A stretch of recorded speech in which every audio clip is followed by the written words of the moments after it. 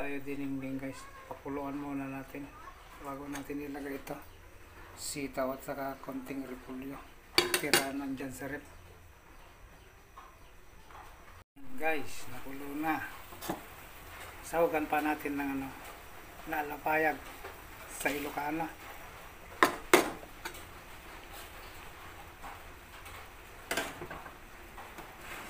Tapos ilagay na natin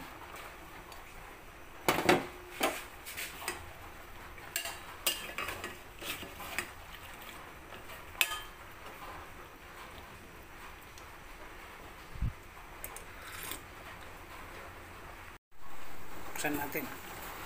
Ayun, nakulo na.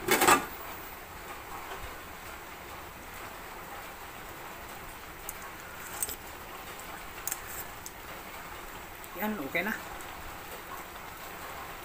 Sarap.